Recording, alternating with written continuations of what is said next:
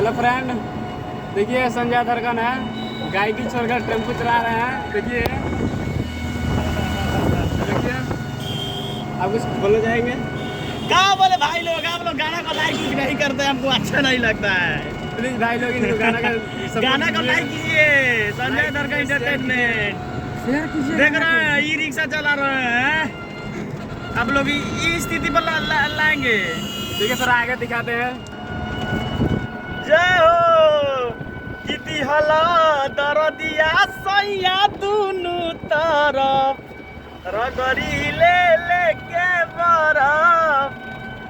अरे कि हमारे पियावा चलावे डीजल गाड़िया, नहीं हम हवा गाड़ी चला रहे हैं।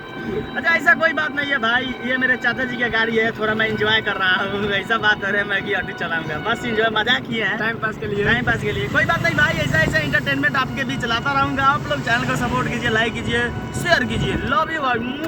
संजय धड़कन एंटरटेनमेंट है।